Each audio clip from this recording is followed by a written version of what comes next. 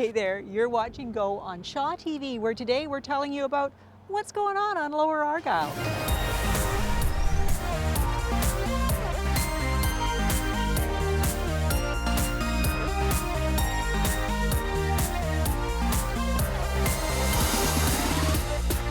Well, hello there. You are watching Go on Shaw TV, and we are here on Lower Argyle Street, where we are talking about what's going on here because there is a lot of work being done. And I'm here for my very first interview with the new Randy Fraser, Wilf Takema. Wilf, before the camera went on, you said it's kind of old news. You've been in this position for a while.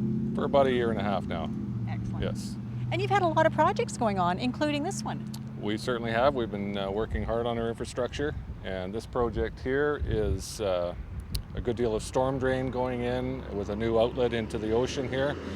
We're trying to separate the storm water from the sewer water, and so that we're not treating so much rainwater, in our sewage lagoons. And that is really an important thing, isn't it? Because our sewage lagoons are a little bit overtaxed. That's correct, yeah, and that's another project that we're working on as well. But this will certainly help for the south side of town to take that water away from the sewage lagoon. And is this something that has been budgeted for a while now, this bit of work? Yes, it has.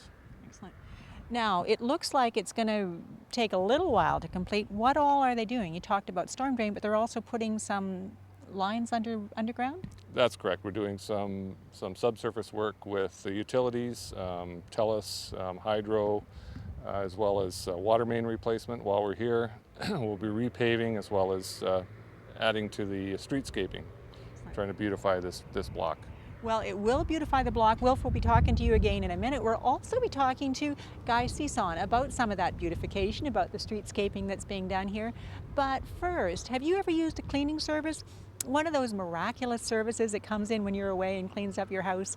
Well, I met a woman who is making use of one now, and it means a whole lot more than you might think. But before we head over to her place, Jenny Fortin is going to take us to the Francophone School, which has moved.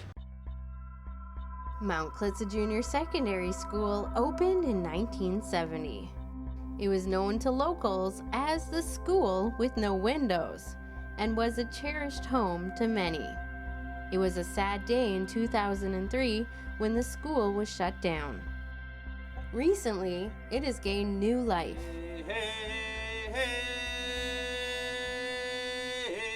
The old school is now home to Alberni Literacy, the Canadian Red Cross, and Jericho Road Church. But this fall marks yet another chapter in the Old Clitza School's book as they cut the ribbon to welcome children once again into its hallways.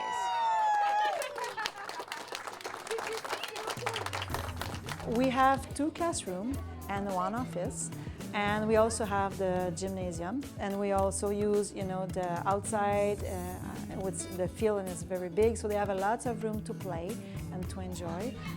It's very nice because we feel like we belong in a community, and we're not alone. We have a lot of people going around us, but it's a good thing because the kids are exposed to many different people. This transition has been quite substantial, as Alberni's only Francophone school, École de Grand Sadra, previously operated in a portable trailer on the corner of Alberni Elementary School. Wow, what a change compared to the other school, because the other school was a portable, as some people know, and it was very small. Now we got so much room. It's wonderful. I think it just gives us a chance to grow our own personality, and we develop our own autonomy, and I think we will be known as the Francophone school here in Port Alberni. New location, new classrooms, even new windows. Why not add a new teacher to the mix as well? It's going really well, actually. It's quite different from a very big school than a small school, but we have a lot of time to pass with each kid, and it just, feel good, to sit together and to work all together, so that's really nice. Some might question the relevance of a Francophone school trying to grow in a place like Port Alberni, but statistics show that learning a second language at a young age is very beneficial. We really focus on oral skill, develop the French component of it. So it's very nice because we have a lot of time, to pass with each of the kids. They are really, really immersed in this language, and I think it's the only way to learn, actually. All the adults who surround the children are French only speakers. You can see the progression really, really fast. So, and I think for them it's a big opportunity, actually. The old school does seem busy again, and the teachers are loving it. But I'm left wondering how the kids are adjusting to all these new changes. Feels a little different, but not too different because there's everyone that I know here and stuff. The new class is awesome, and Madame Chantal is one of the best teachers I ever had, and everybody just says hi, and I just love that. It's one of my favorite parts. The children, I think maybe you could ask them. Are you guys more happy here? Yay!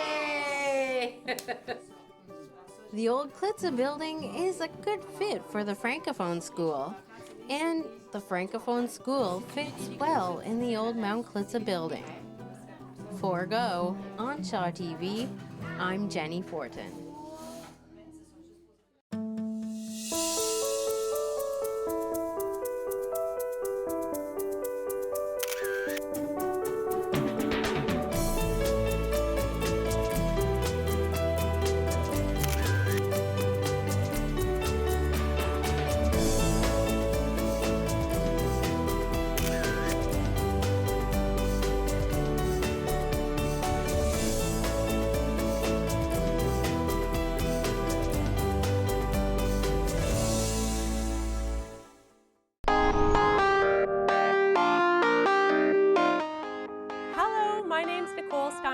And I am representing Beaver Creek Community Hall. We would like to invite you out to Beaver Creek Community Hall on October 17th from 12 noon till 4, where local residents are going to be selling their canning, baking, and other preserves. We're going to have a concession stand, all the while local musicians are going to be entertaining us with their music. The proceeds raised from the 17th are going to be going towards revitalizing our playground and our fields. So hope to see you on the 17th. Come out and support Beaver Creek Community Hall. Thank you.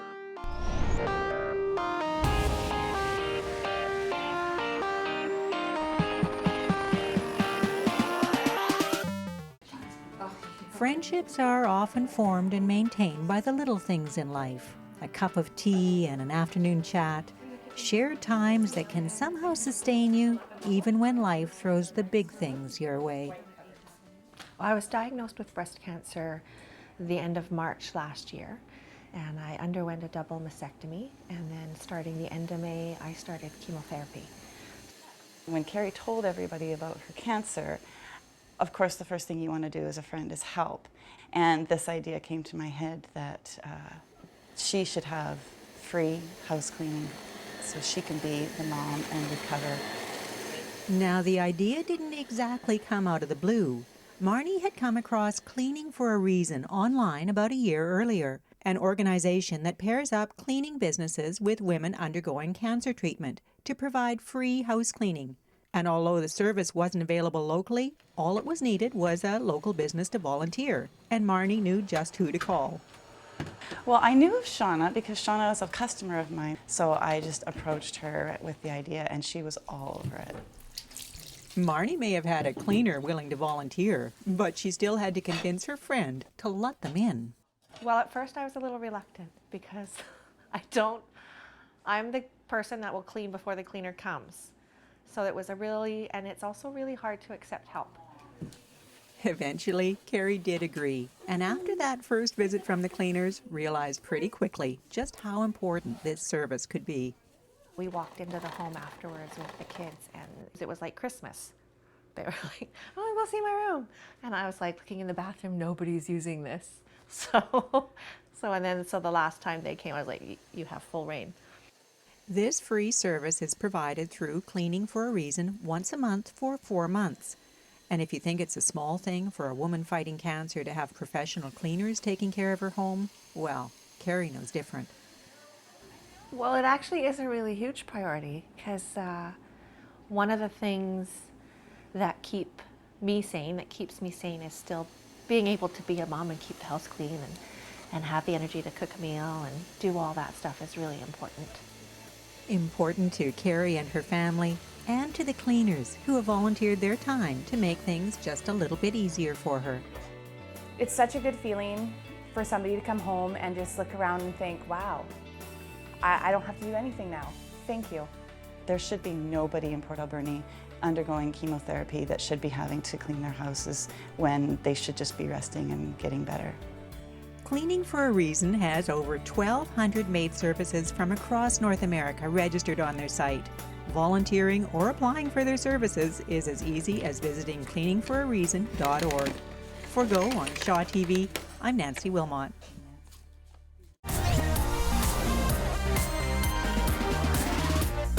Cleaning for a Reason seems like such a great organization, one of the most practical offers of help that I've come across, and I can see that it's making a huge difference to Carrie. Now, we are still here on Lower Argyle Street talking about the work that is being done in front of the new Ucheklicet building, and we mentioned streetscapes and how it's going to change the streetscape. And Guy Cison, what exactly is it going to look like when it's all done? Thanks, Nancy. The city is quite excited about this infrastructure improvement project that we have on Lower Argyle.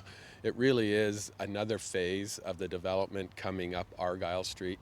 It's a long-term project that we have, and with the development of the Ucheklicet site across the street, it's given us an opportunity to replace some of the infrastructure underground. I think you'll find a mirror image of the work that we did years previous on the other side. You'll see the trees and the extended sidewalk, and it'll be a much more pleasant pedestrian experience, and definitely the beginning of the work that will continue on up Argyle Street over the years. This is so exciting because I remember when this work was done on the other side of the street, you saying that it would continue. It has enhanced this area so much. It has enhanced this area a lot, and we do see the potential for new businesses relocating here for that reason. And of course the Ucheklicet building will have some space in the bottom. I'm not sure what's going to be in the bottom all the way along. Can you give us that information now or not really? Well, I'm not sure myself, but I kind of put him on the spot there. It truly is a development that lends itself to commercial on the bottom and different activities and up above. Absolutely, and it's going to be beautiful. It's going to be lovely. Thank you so much for telling me about it. Lower Argyle is, of course, the end of the Arts District, the Rotary Arts District, so it's only fitting that we go for a stroll down Art Avenue now with Melissa Martin.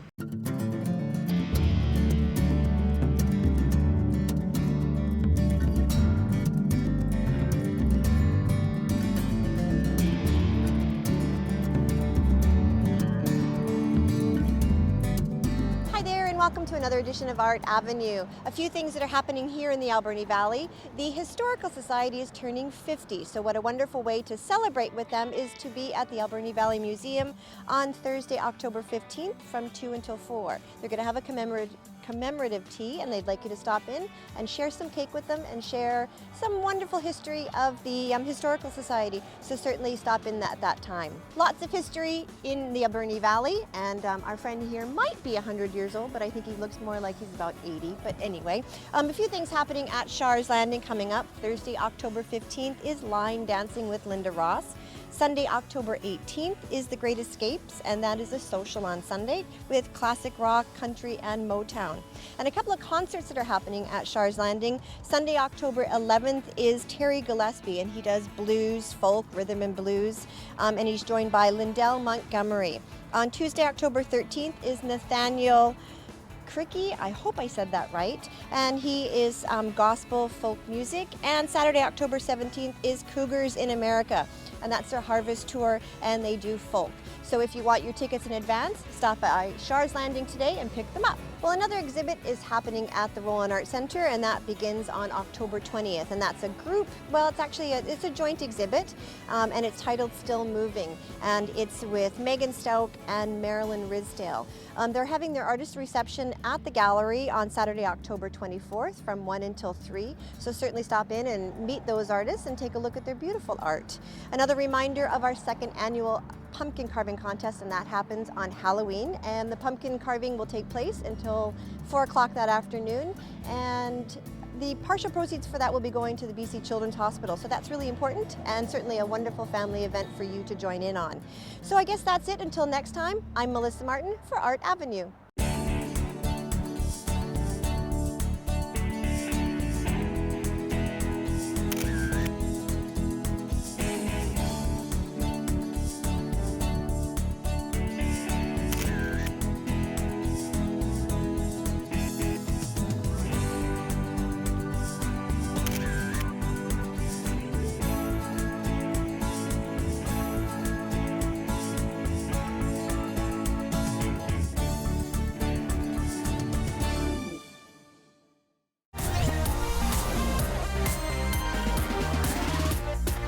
We're on location here at Glenwood Centre talking about an event that is coming up. I have Chris and Hobbs Finlayson from the Alberni Valley Kennel Club. Chris, what's coming up? Well, we have been doing the dog show in the Alberni Valley for over 50 years. This is actually our 51st annual dog show. So we've got the dog show happening on Friday, Saturday, and Sunday, but we're kind of doing something a little bit more special on Saturday night. We're calling it our Breeders' Forum. Breeders' Forum, what is going to happen there? Well, normally when you come to a dog show, we always invite the public to come to the dog show and look at the show and see what's going on. But normally they don't always get a chance to talk to the breeders because sometimes the breeders are busy, they're grooming their dogs or getting ready to go in the ring, and we'd like to encourage people to learn about the breeds. So what we're doing with this forum is that we're going to allow the public to just come in, and the dogs are going to be up on benches and the breeders are just going to be standing there waiting to talk to the public about their dogs. And these are beautiful dogs. They're certainly at their peak, in their prime. Absolutely. Great opportunity to meet them up close. Yes, absolutely. You know, and you might get a chance to see some breeds that maybe you don't always know. On our Facebook page, we've got a list of the different breeds that are going to be at the Breeders' Forum, and other breeds will be coming along as well. So. Now, of course, it's happening at Glenwood Centre. Dates and time? Saturday, October 16th at 5 o'clock until 7:30. Chris, thank you so much for telling me about it. Thank you very much. I'm looking forward to seeing you and Hobbs at absolutely. the show. Sounds like a great event.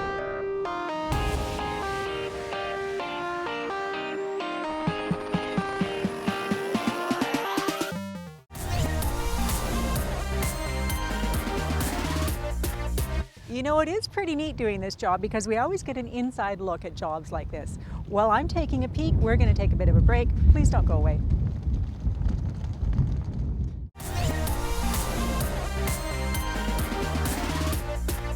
Well, welcome back. You are still watching Go on Shaw TV. We are still here on Lower Argyle talking about the work that's being done, and you will probably be well aware of this if you've driven in the area because, Wilf, it has required a traffic detour, hasn't it? Yes, it certainly has. Due to the work in the roadway, we've had to detour traffic around the site.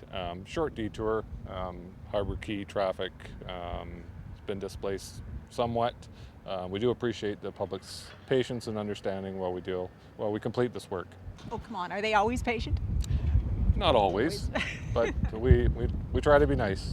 And, you know, as a driver, I can tell you we try to be nice too. I can't tell you how many times I've gone and I think I'm taking the right route and I'm on the wrong route again.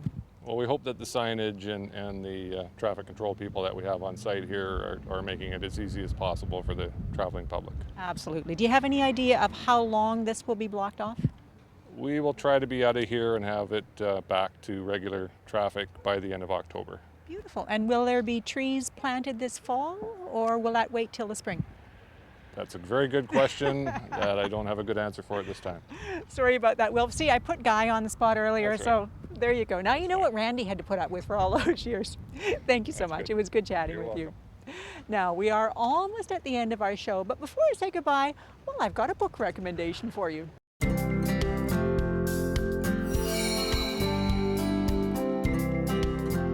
Hi, I'm Nancy Wilmot, and I'd like to recommend Bel Canto to you. Now, this is a book I picked up by accident. It was in one of those free take a book, leave a book bookshelves, and I just fell in love with it. It's written by Ann Patchett, and the entire plot takes place in one building when a group who is gathered together for a private concert is taken hostage. Ann Patchett has a wonderful understanding of the nuances of relationships, the psychology of being kept hostage, but also about love. And I fell in love with the book. Bel Canto by Ann Patchett. Pick it up. You might just find it in a little library somewhere.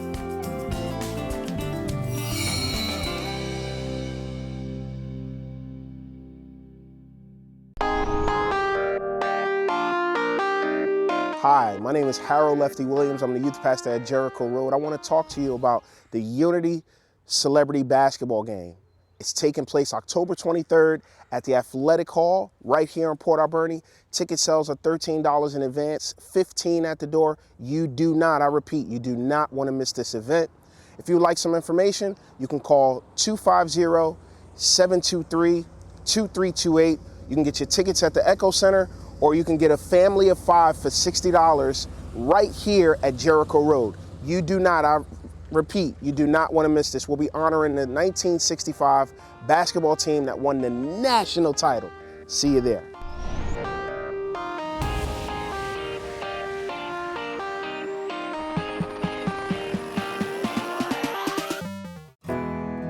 Looking at baby pictures is one of those special shared moments in most families. After all, welcoming a new child into the family is one of the happiest times in a parent's life. But for Richard Wasileniuk and his son Brett, those pictures are always divided into before and after piles. Before and after, Brett was diagnosed with cancer. That was a tumor. It was called rhabdomyosarcoma. Apparently it's rare with kids, but met a few people over there while we were there that their kids had it also. Over there was the BC Children's Hospital, where 3-year-old Brett went for treatment. And Richard, well, Richard went too, supporting his son and trying his best to keep his fears to himself. Scared? I mean, hey, your 3-year-old kid's got cancer.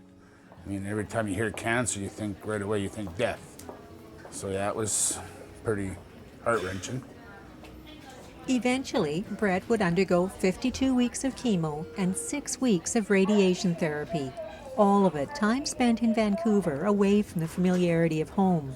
Time that was made just a little bit easier for Richard when he began to stay at Easter Seal's house.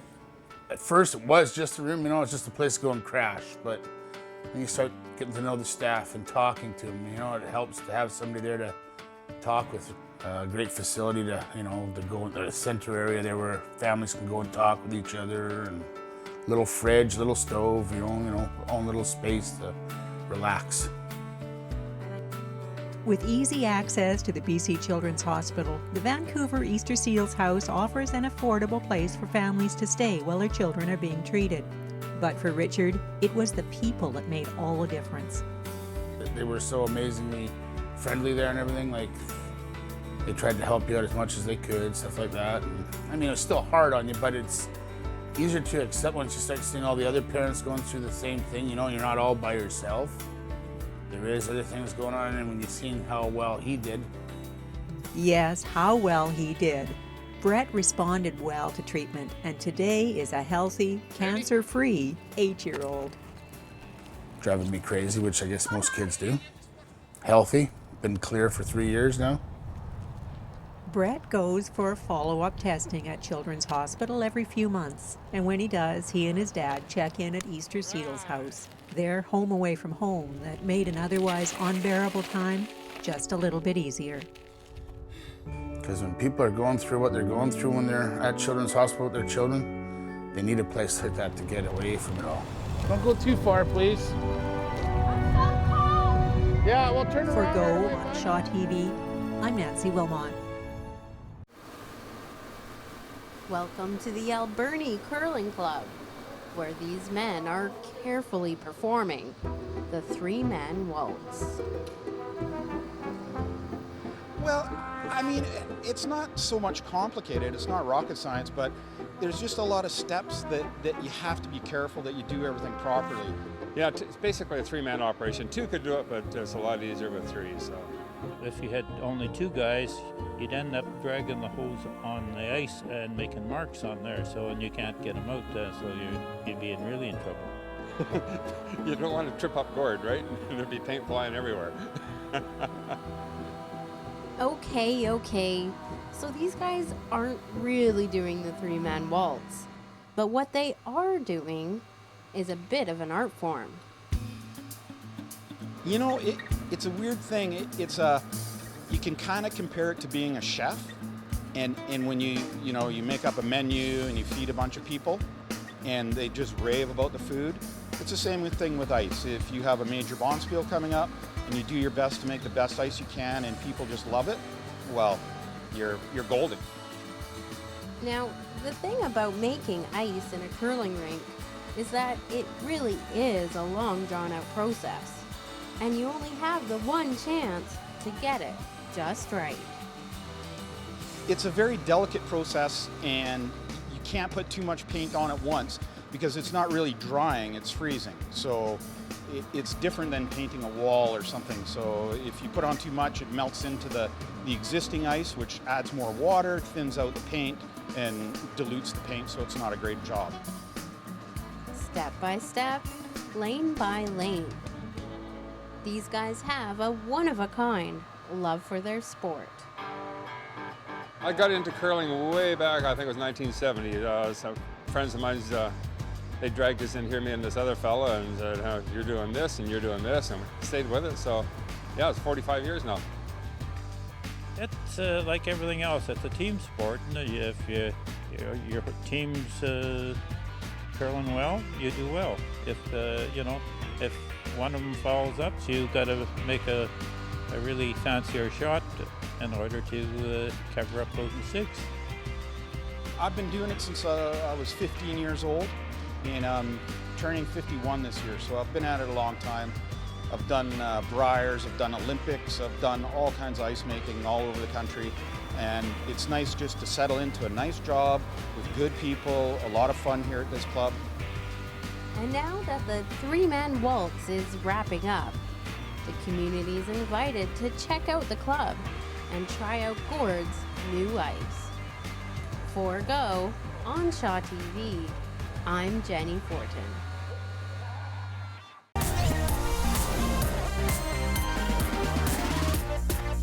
Well, it does bring us to the end of our show. The detour sign will probably be here until close to the end of October. So until then, drive safe, watch out for the flaggers, and be good to each other.